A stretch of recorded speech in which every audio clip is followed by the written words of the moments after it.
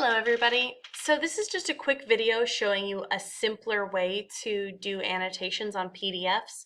Several of you mentioned to me that you were having difficulty getting apps like DocHub or Lumen to work, and I will say that of those two, DocHub is the easier one to use. Lumen especially has some trouble connecting to Google and things like that.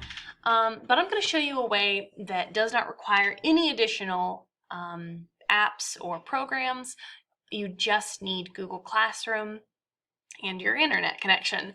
So we'll go ahead and we'll take a look here at the document that we're reading right now.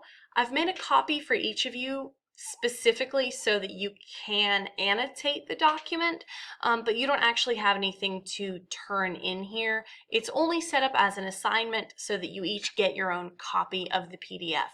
So first I'm going to click to open the PDF, and it's going to open a preview. Now for some documents, this will go ahead and give us a little add comment symbol here, but since it doesn't, you would go to this more actions and you would say open in new window.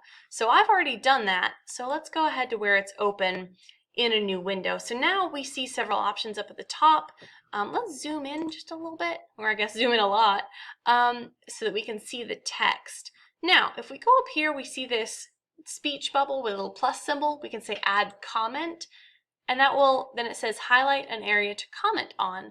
So if I want to go down here to where it says like what reading critically means, maybe I will highlight this whole paragraph. Is great. So I'm gonna highlight this whole paragraph, and then I'm gonna add a little comment.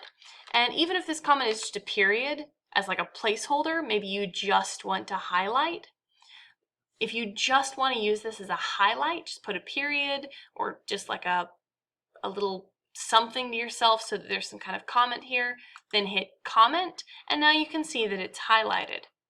But if I actually want to leave a note to myself, I can go back and I can edit the comment and say, I can summarize. Maybe I can say, critical reading means thinking about what I read and not taking it at face value.